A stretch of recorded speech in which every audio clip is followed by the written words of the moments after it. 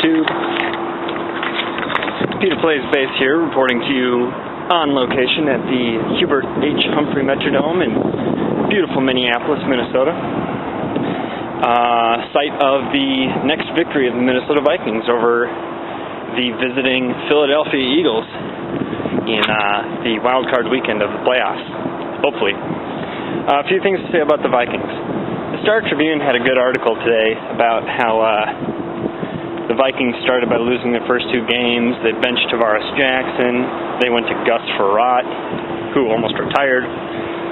They lost T.J. Henderson.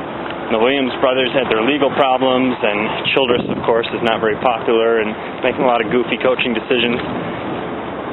And despite all of that, the Vikings somehow found themselves with a 10-6 record, good enough to win the NFC North.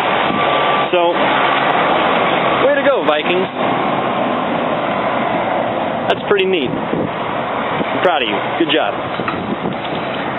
Concerning the playoffs, I think I probably am going to release a video in which I predict who's going to win every game this wild card weekend, and then probably try to predict the games in the following weekends, assuming that my first picks are correct. And if they're not, then I'll just have to edit them moving forward, make new predictions. But I'll own up to my mistakes with that. So anyway, that's happening later, not this video. How to beat Philadelphia.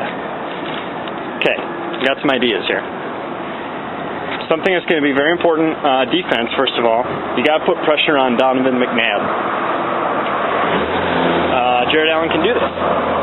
That defensive line can do this. Kevin Williams can do it. Robeson looks good. I don't know what the status of that other defensive end. His name is escaping me now. Ray Edwards. What his status is, because he was injured in the game. But I think that it's minor and he's okay. So that's going to be huge. They're going to have to bump the Eagles receivers right at the line of scrimmage. None of this letting them run their routes without contact stuff. Because the Eagles seem to have a lot of timing-based plays, and if they can disrupt that timing and put pressure on McNabb, they can force a lot of incompletions or sacks or even costly mistakes resulting in turnovers. It's going to be very important for linebackers Ben Lieber and Chad Greenway, and also the cornerbacks Winfield and Griffin, to be on the lookout for the run. Eagles running backs Brian Westbrook and Coral Buckhalter are not power runners up the middle. They're speedy guys who like to go around the edge. And that's why it's going to be important for quarterbacks and linebackers to be on run patrol, because they're going to have to stop that nonsense before they break loose on the sideline and pick up 8 yards of carry. And, of course, home field advantage will be very important on defense. The Thunderdome. 12th man's going to have to be noisy in this one. I really do believe that helps. On offense, I think the Vikings should run often and run early. Try to wear that defense down. Use Chester Taylor in the running game. Vikings, please. Like a 60-40 split. Okay, favor Peterson, but use a lot of Taylor. He's good. And you keep Peterson fresh, and you keep the defense guessing. I think a lot of short passing, cross routes, would be effective against this team, and better for Tavares Jackson. But if he can favor Chester Taylor in the passing game, also Visante Shenko and Bobby Wade, who had a great game this last week against the Giants, I think a lot of success could be found there with yards after the catch. And pass protection is going to be key. The Eagles aren't afraid to rush and blitz, and they'll try to confuse Tavares Jackson. But if he can get some protection, that'll help. And when the protection breaks down, he needs to be able to throw it away or just take a sack and not try to force a play that isn't there to happen. Otherwise, it's going to be turnovers. And what Philadelphia can do to help Minnesota win is hopefully the stomped Dallas team version of the Eagles stays home, and the Ty Cincinnati version of the Eagles team shows up. That would be beneficial. Now, how are the Vikings going to get to the Super Bowl?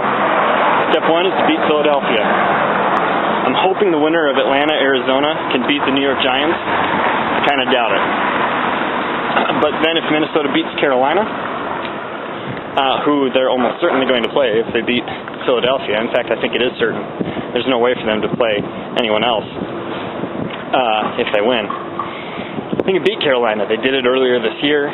They can put pressure on Delhomme and plug up the run in the middle. And that's the formula. They found it once. I believe they can do it again.